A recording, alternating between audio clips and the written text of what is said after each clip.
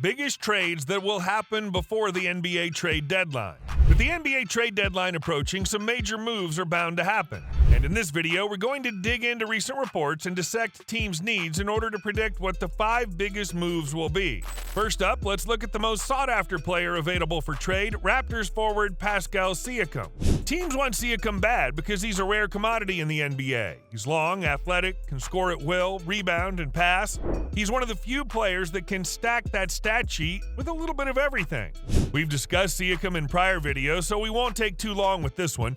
Basically, there's a long list of teams that want Siakam, but the problem is that his contract expires at the end of the season. Therefore, teams are reluctant to pull the trigger on a deal that could be for a rental. However, Siakam could help propel many teams to the next level, and our prediction is that the Indiana Pacers are the team that decides to budge on the Raptors' demands. The reason we think the Pacers will trade for Siakam is because they have the types of assets that the Raptors want. NBA-ready young pieces, but also have the cap space to offer him as much money as any other team in the league.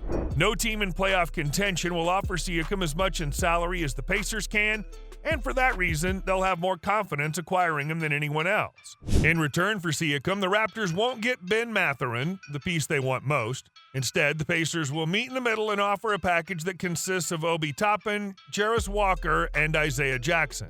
All 3 players are young, have upside, and will fit nicely into the Raptors' rebuild. Next, we think the Sacramento Kings are going to make a big splash as well. The Kings have an excellent roster, but they might not quite be good enough to win it all. So our prediction is they make a blockbuster trade with the Portland Trail Blazers that'll catapult their roster into contention. Our bet is that the Kings trade Harrison Barnes, Davion Mitchell, and 2 first-round picks to the Blazers in exchange for Jerami Grant. Barnes has proven to be a solid role player for Sacramento, but Jerami Grant is an obvious upgrade. In a lot of ways, Grant and Barnes have similar styles, but Grant's just better. He's currently averaging over 20 points per game for his 3rd season in the past 4, something Barnes has never done. And he's shooting over 40% from 3 for his 2nd straight season, another feat that Barnes has come close to but never quite reached in his career. The Blazers, on the other hand, will shed salary, add a couple of assets, as well as a shiny new draft pick that they can build with moving into the future. Shifting back to the East, the New York Knicks are also going to add after already trading for OG Anunoby. The Knicks have been hot ever since acquiring one of the league's premier perimeter defenders.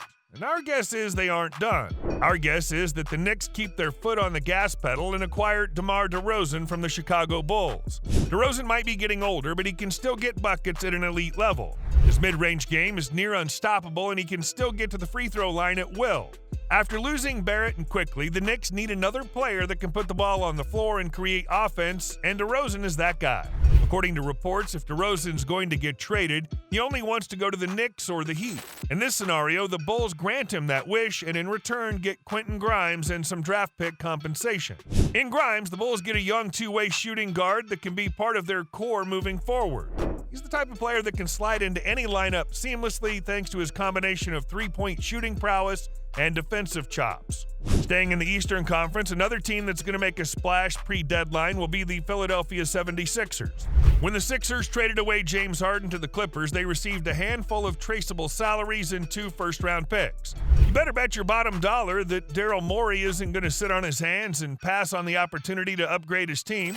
And with the assets they have available, our bet is that they win the bidding war for Atlanta Hawks combo guard DeJounte Murray. The Hawks traded a lot for Murray to pair him in the backcourt with Trae Young, but the pair hasn't turned out to be as good as the Hawks hoped. Murray hasn't played as exceptionally in a Hawks uniform as he did for the Spurs on both ends of the court, but maybe that can change with a move to the 76ers alongside Joel Embiid and Tyrese Maxey.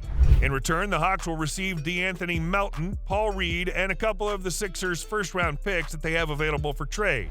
Melton is historically a better shooter than Murray and is lightning fast on both ends. His contract expires at the end of the season, but if he fits in well with Atlanta, they could get a versatile piece young enough to fit into a rebuild. Paul Reed's a young player too who's proven to be an intriguing young front court player that will never receive ample opportunity as long as he's playing on a team with Joel Embiid. All in all, the Hawks get a little younger, a little cheaper, and stash some valuable picks. Last but not least, we go back out to the West where the Mavs make a big fat deal to give them a real chance at a title as well. Remember when Portland traded Lillard for Jrue Holiday only to trade Holiday shortly after? Well, in our mind, they're going to do the same with Harrison Barnes right after they acquire him from Sacramento. And it'll be the Mavericks that come in and scoop him up.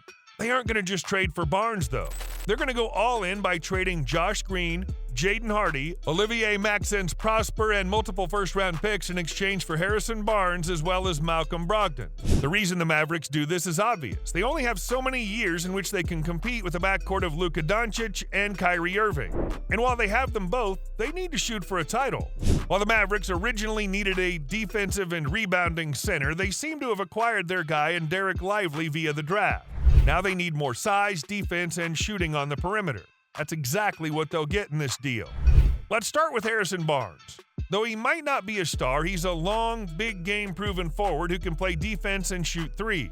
Meanwhile, in Brogdon, the Mavs will get one of the most underrated two-way guards in the entire NBA. The University of Virginia product is 6'5", can play defense, run the point guard spot, and shoot the lights out.